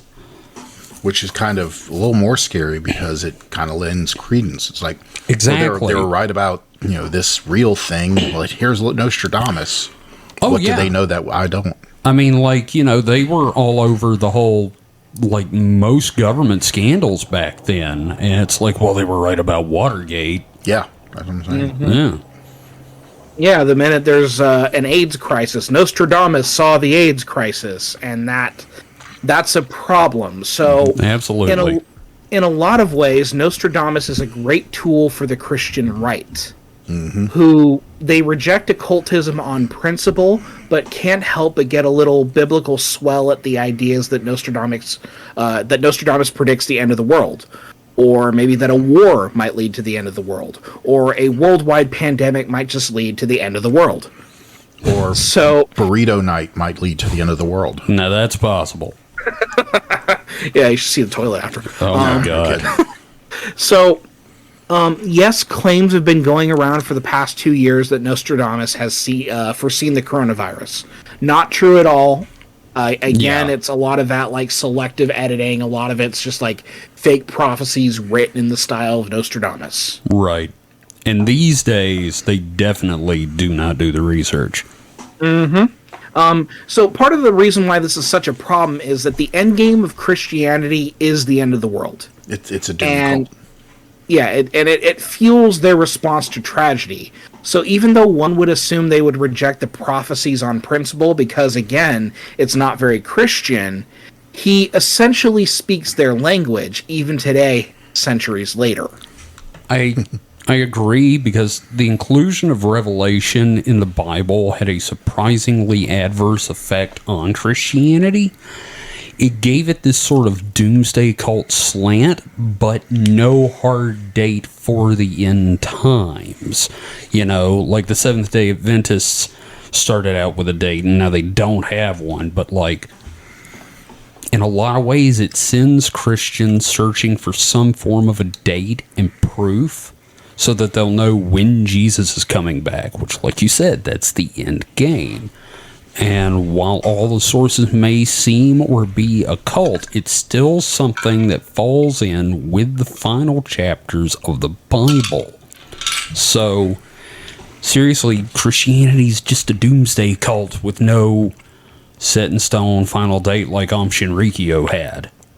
Right. Yeah. You know, I don't want to like judge all Christians, you know. No, like, but I not just all mean- Christians. But like there is this kind of larger, more unsettling trend of looking forward to doomsday, which is why so Yeah. much of like American policy regarding Israel is the way it is, because it is tied to biblical prophecy and interpretation. Yeah, I mean, there's no real make the world now a better place. It's, oh, the world will be fine once you're dead. Yeah, because there's no Yeah. there's no hope in the Bible when you get to Revelation, because it's not about making a better world. It's about leaving this world surviving to the burn. world to die. Not even, Yeah. not even surviving the world, just, doing okay, and then, Clip be a- through be the a good plane, enough and then you person to- arrive in heaven. yeah. Or you end up in the back rooms. There you go. Yep. So what I'm getting at here is that there's this whole industry that's kind of predicated upon using these predictions to push damaging ideology, utilizing this like strange blend of quasi-mysticism and Christian-adjacent doomsday thought. There's a very real presence and embracing of magical thinking and far-right ideology, and often they'll like evoke Nostradamus. So I'm going to quote from a write-up at the Southern Poverty Law Center. Fantastic organization, by the way. Yeah, very important work. So this is a discussion between two. This was like a transcript of a discussion between two people in an alt-right group. I don't quite remember the name of it, but You know what? Let's not give them the satisfaction yeah. of being named. yeah, fuck those guys. Okay, so So these assholes. yeah, so I'm just going to read this transcript as I have it right here. So, quote, I had a dream about an international training camp. A member of the blank told the others in a group chat on an encrypted app in February 2019. I think it was mid-collapse because I don't think anyone cared much about keeping a low profile because we're making bombs, ammo, and deadly gases. Everyone looked a bit more seasoned than I expected as well. It totally felt real, though. It's a premonition. You're like neo-Nazi Nostradamus, haha. Nazaro wrote back under a pseudonym. Jesus Christ, that just scares the shit out of me, to be honest. Yeah. Yeah, so this guy is talking about, he's having his own prophetic dream of societal collapse and military action among his far-right compadres. God. It's like the Turner Diaries, but psychic. Yeah. Fuck. Yeah. So, I kind of want to leave us with this kind of harrowing image in mind about these two dickheads in an online chat talking about like predicting the end of the world and directly evoking Nostradamus and part of their ideology to kind of talk about how harmful this can be. Yeah, you were talking about his legacy. I think this is his legacy. Yeah, it's I don't know if it's 100% this, but this is definitely something that we have to grapple with because, the world is heading progressively, well, not progressively, but it's heading in a more rightward direction, at least regarding the people in power, and they're being pushed along by these groups that are kind of embracing this weird quasi-mystical Christian ideology. Yeah. And I feel like it's doing Nostradamus dirty. Sure. So, I just want to kind of end that there, but I want to know what you guys think about this. We spent, I feel like we're getting close to 4 hours now having talked about Nostradamus. I'm not going Which to is a tell you lot of how Nostradamus. accurate you are, but no, I feel that again, it reminds me, like I said last episode, of Blavatsky writing this stuff in her time, and then Hitler going, I like the sound of these magical white people. And it's kind of the same thing, and especially since it's so broadly written, anyone can grapple onto this and just run with it. Mm-hmm. Yeah. And it can be incredibly dangerous. Oh, yeah. So, Mike, what's your impression of Nostradamus after spending 4 hours hearing me talk about this guy? I mean, in general, it's... Fuck that guy? No, it's... Fuck the people that use that guy. Well, for Nostradamus, so there's too many layers. Nostradamus, the guy, he was obviously just, He's a simple man trying to make his way in the world. no, not quite that innocent because he I'm was quoting Boba Fett. There's no innocence here. well. I wouldn't say simple either, because he's, you know, he was kind of part of the elite when you think about it. He's partly, he's huffing his own farts because he believes he can see shit. By looking into his toilet. It would be funny if it was just this chamber pot he was looking into. But as far as those tea leaves, they came out as full leaves too. The undigested tea leaves. Oh man. But you know, as far as the legacy goes, I mean, I'm not convinced it has the impact or the importance, but it's still, you know, it's gonna, like anything else, it's being used for people's own agendas. Like, just like the Bible, it's being used for and warped to people's own agendas. I mean, here's the thing. If he could predict shit, he would predict what his words have been used for, and probably would have just burned them. You know, and I think that's fair. I think that's a fair assessment of that. Yeah, that's true. Because if he had seen World War II, and not just World War II, but like the way he was used in World War II, there's a very good chance he would have put a crossbow up to the side of his head, I guess. At least he would have just gotten really drunk. Yeah. That's fair. So, you know, I don't know if we'll be able to draw like a conclusive ending to this, because like there's a lot that we have to contend with all of this. But I do want to kind of wrap this up, because I want to play a little game with you guys. Yeah. Sure, but before we do play the game, I'm just going to say one thing. There's not going to be an ending to the Nostradamus story until 3797. When he comes back from outer space. You know what? If he did, it'd make this whole goddamn thing worth it. Even the year 3797, Jeez, that's what happens. I don't think I'll be around for that. Well, even if you became immortal, like I said, I'll kill you on principle. Don't kill me, please. Okay, let me live my right, life. If I find immortality, let me live. Okay, just upload me to a thumb drive and plug me in around then, so I can see what's going on. I'm gonna plug you into the sexiest little robot I can find. Captain Picard's gonna be really mad when Nostradamus comes back. It's just Q the whole time. Turns out hello, Nostradamus was Capitan. Yeah. Hello, Jean-Luc. All right, so this game. Yeah, so I fabulous challenged all prizes? three of us to create our own predictive quatrains for 2023. Okay. Oh, I didn't know that was the rules, but okay. Hey, Okay, the good news is the quatrains are like vague.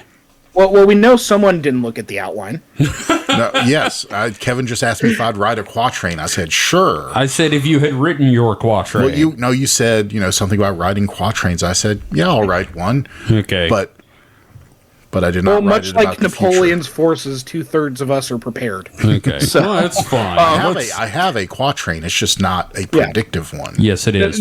No worries, no worries. Yeah. So considering Nostradamus predicted 2 years ahead with his prognostications on his deathbed, I figure we can predict 2023 here in February of 2022. Sure. So, I think I want you to go first, Kevin. I like yours. Me, you like my... Thank you. All right, guys.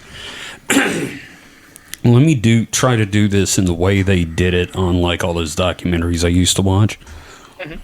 The eagle sees the shining light, and thus it splits the nest. Brothers, prepare for the longest fight, and none shall know true rest. Ooh, I got shivers. Ooh. How's that for my ASMR?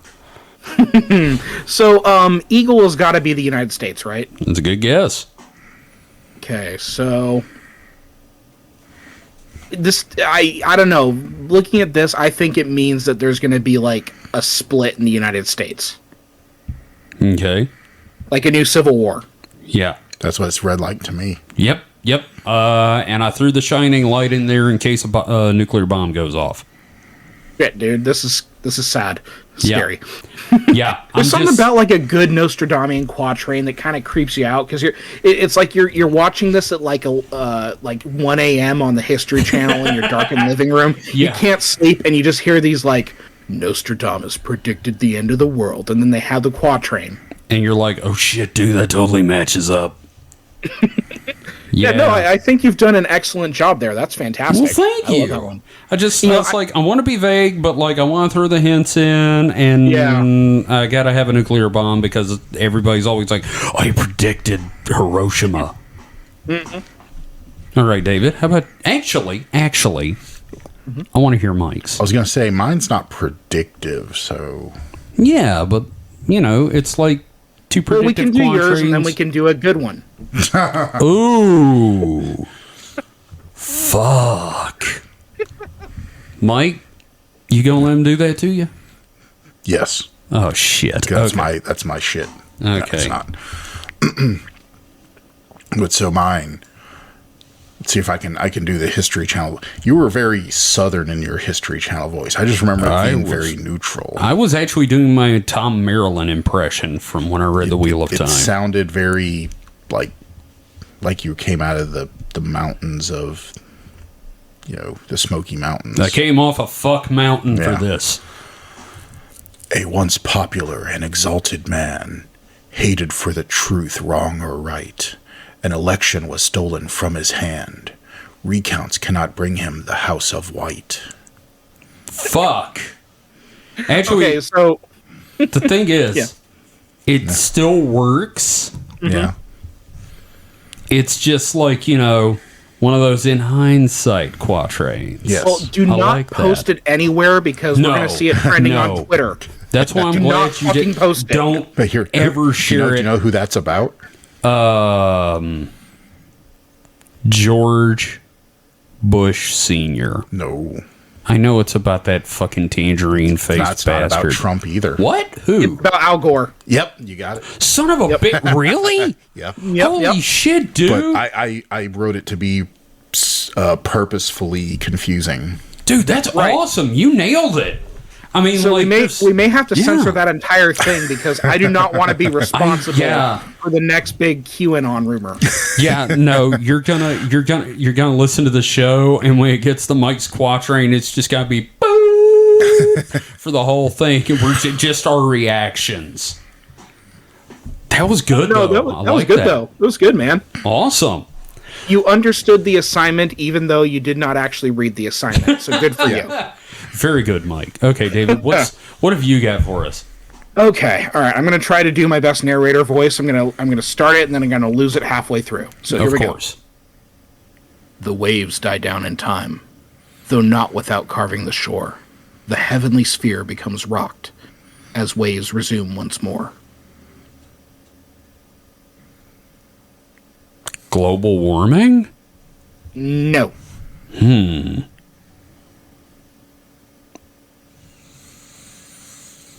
Did you write this about an asteroid impact? No. Okay. Volcano.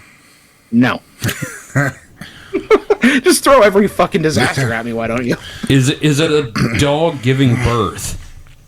I'm sure there's a dog giving birth at the time, but it is not about that. Did you have a vision of a man taking a shit? I mean, I always kind of do. I'm wired that way. It's weird. Okay. I don't I'm know. racking my brain. Yeah, I can't. Think. I want you to think of the word waves. What might I be referring to? What comes in waves besides regret? Diarrhea? Well, okay, besides regret and diarrhea. Go Regretful hand in hand. diarrhea. Jesus, dude. I don't know. You kind of got me stumped on this one. So, Is it about radio? no, it's about pandemics. Ooh. Oh, Omicron. So Okay. The Yeah, wave I dies gotcha. down in time, not without carving the shore. So perhaps Yeah. the elimination of part of a population, Okay. the heavenly sphere, Becomes Earth becomes rocked as there's a new wave of some sort of pandemic. Okay. Yeah. It's depressing as shit. I don't know why. I went for They're it. always depressing as shit. They're quatrains. So who won the game? We should ask the listeners to tell us who they think won that one. Contact us on Discord or via Twitter at SuperNetPod, or fill out the form on the website and let us know which of the 3 quatrains, assuming Mike's doesn't get censored, which one you think is the best. And we will announce it once we get a consensus. There you go. And with that, I am handing the wheel back to you, Kevin, because I am fucking done. All right. Congrats. Thank you. You did a fantastic job with these 2, David. It's fun. It's fun stuff. I already have my next one planned. So that whole 1-episode one. Yes, the next one will be 1 episode. But yes. then the one after that is going to be another one of my I write entirely way too much. That's okay. It's going to be a banger, though. It's going to be a banger. It's going to be awesome. So, questions. We have some questions that David has been thankfully awesome enough to post in the outline. So, the first one we have is from Kick-Assatron, and he asks, Mike, you're going to like this one. Yes. Can I use a time cube to ask what Nostradamus' favorite sandwich was? Well, I mean, considering how vague and unknowable a time cube is, I'm going to say probably. I'm going to say no. You can't use time cube for anything. I'm going to say you need a time cube license. You can't understand time cube to use time cube. Exactly. I mean, I'm not saying, within the context of time cube that you've got 4 worlds going on at different points and everything. But no, fuck that. You cannot use time cube for anything. Not even an episode of this show. Let's see. Next, we've got one from Ghost Forge. How close is Nostradamus' style of prediction to the cold reading practices that many mediums use? Very close in the style of prediction. Yeah, it's reading the room. And, yeah. So I have a life pro tip for everyone. I just took a swig of Gatorade after I took a swig of whiskey. And it does not work. No. Jesus H. Christ, no. Yeah, it does not work. Let's see. Thought I'd let everyone know. We're here to help. Let's see. Dusty Pages has a question. How close? No, that's the one I just read. Sorry, getting tired. Because Mike changed the outline. Yes. I decided to paste my thing in there just for posterity. Damn it.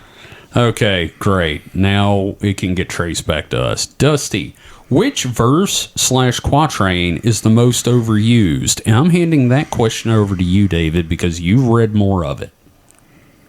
I would say the one that I had mentioned in the last episode involving Henry II. That's true. In the year when France... so it would have been Quatrain 55 of Century 3. In the year when France shall have a one-eyed king, the court shall find itself in a very troubled state. And then on that one, that's also Quatrain 35 of Century 1, which is... The young lion shall overcome the old on martial field in single combat. In a golden cage, his eyes will be put out. 2 into 1, then die a cruel death. Yeah. I think that's the most common one. Okay. And our last question of the night is from Kick-Assatron again. It says, was Nostradamus some sort of time traveler, like new things get attributed to him every so often? And we actually covered that in the show. Yeah, it's... coattail riders. Yeah. A little bit of like if we take the Delphic Oracle version of what he does, it might be a little bit of like astral projection as well through the dreamscape. So you're saying people were channeling him? Yeah, it could be that. Yeah. Sure. Or why not? Why the fuck not? Everybody's a fucking grifter. There you go. Yeah. I said it last time. Everybody loves grifters. Everybody loves a grifter. That's going to be Bender's new name in the new Futurama. Instead of Bender, it'll be Grifter. So, well, that's it for this week. We made it, guys. We made it all the way through Nostradamus. I'm proud of us. Yeah, I think this is going to be a good one for us. Yeah, no, this is definitely a good one. And that is due pretty much entirely to you and your insane researching skills and your writing, David. So, again, thank you so much. Mental fortitude to put up with it. Oh, my God, yeah. No. I appreciate the opportunity. Yes, and you did a great job covering a subject that, it gets covered, but, like, not this much in depth. They don't talk about the social impact of it that much. Oh, and I did forget to bring up a point we talked about earlier, Kevin. What's that? Simpsons did it. Oh God, yes. So everyone talks about Nostradamus and all his predictions, but in a work of fiction, The Simpsons has gotten more right than Nostradamus has. Well, wouldn't Nostradamus also be a work of fiction? That's what I'm saying. As far as comparing works of fiction that have predicted the future, The Simpsons has a better track record than Nostradamus. Well, honestly, yeah. Like I was watching, when Disney Plus came out, or Simpsons Plus, as I first called it, because that's all I watched on it. Right. They had an early episode about Fox being purchased by Disney, and I'm just like, oh my God. Yeah. Yeah. No, and like the GIF that's been going around a lot today is the UN thing where the Russian ambassador hits a button and it goes from Russia to USSR, and talking about how we were always were. Ha ha ha. Yeah, it's just shocking. So that's it for the week. We'll be back next week with the Week in Weird. Ooh. Followed by... Oh, yes, Week in Weird is. Woo!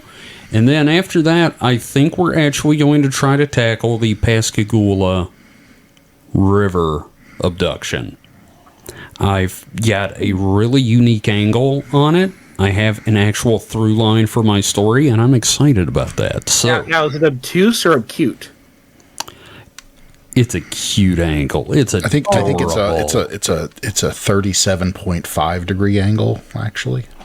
Is that the latitude of Florida? No. Or the longitude? Well, it's Mississippi anyway, so. Oh, fair enough. Yeah. Yeah, it's our alien claim to fame here in I don't know anything outside of the West Coast. I'm sorry. You bastard. No, that's Pensacola is Florida. You're thinking of Pensacola. Pascagoula is on the Mississippi Gulf Coast. I like cherry Pensacola. Oh, God. Okay, that's it. I like cherry Pensacola done. Zero. Oh. My fucking brains, We've you killed guys. Kevin. What the fuck? Guys, thank you for listening. He's ending the episode just so we'll shut up. You're goddamn right I am. So, we've gotten a lot of new listeners lately, including, who's the one that joined us in the Discord? Ginger something. Gingerpocalypse. So, welcome, Gingerpocalypse. I'm glad you enjoy the show. And I know we've been getting a lot of new listeners lately. And I do want to shout out to the people that have come into the store. You know which store, and has said they listen. You know who you are, and the people that have very kindly talked about the Pascagoula thing with me. One woman, and I meant to bring this up, one woman in particular said, "Oh, I told my little grandson about that, and he is just obsessed with it. And I'm wearing my new Pascagoula shirt. I need to bring that up. Yeah. I'm wearing, it's got the shape of Mississippi." You had 3 people come up to you and talk to you about it just from the first day you wore that shirt? Yeah, it's got the shape of Mississippi and a silhouette of the Pascagoula River aliens on it. I'm going to paint a mental picture for you people on Radioland. It literally looks like Spy versus Spy, but with lobster claws. He's not wrong. Hands. He's not wrong. So, but this woman's talking about, oh, my mom used to work down there when that happened. She worked at a shipyard, and I told my little grandson about it, and he is just obsessed with UFOs and aliens and everything. I think he may be on the spectrum. And I'm like, you fucking bitch, I'm wearing the shirt. Well, birds of a feather. Fuck off. That's really fucking funny. Yeah, bite me. So, Oh man, I would have laughed so Kevin. hard. Well, I'm Yeah. laughing really We're in the hard right South. now. We're in the South, Kevin. I can only say one thing to you. Bless your heart. Now, fuck you. Bless your heart is never followed by anything good, or bless their Bless your heart. heart. Or follows anything good. Yeah. Oh, bless his heart. He's as dumb as a sack of hammers. Yeah, no, it's always something like Yeah, that. yeah. In the South, bless your heart is the most cutting of Southern sayings. Bless his heart. God fucked up, and here he is. Yep. Yeah. Something like that. Ooh, that's So- fun. I'm having a wonderful time. I'm glad you are. So don't forget to check out our website for links to just about everything at supernatpod.rocks. Hit us up on our social media. We're on Twitter and Facebook, though we're more active on Twitter at supernatpod. You can email us. Just use the contact form on our website. It's easier than me repeating the emails. Because you made it stupidly long. I really fucking did, dude, and I apologize. I came up with the name too, so I share responsibility You for really do. And of course, David, you can be found at HPKOMIC at HP Comic. Yes, indeedy, and you can Yes. also listen to my radio show, The Mutant Hours. Yes, check out all the shows on deviantbehaviorradio.com. We've got this show, The Mutant Hours, my show, Bastard Beats, The Clark Wayne Show, Toxic, Organic Poison, Key Parties. Just everything's on there. Go check it out. And I guess that's it for the week. Mm-hmm. So, anybody else got any closing words? If I had to do it again, I would name the show The Dumbo Show. The Dumbo Show? I don't know, just something really short. Bless your heart. That's really mean to Kevin. Oh, God. It's mean to all of us. It is. So, thanks for listening, everybody. We'll see you next week. So until then, stay safe and stay frosty. Goodbye. Bye-bye. This is where I sleep. I go poo-poo and Nostradamus is bored.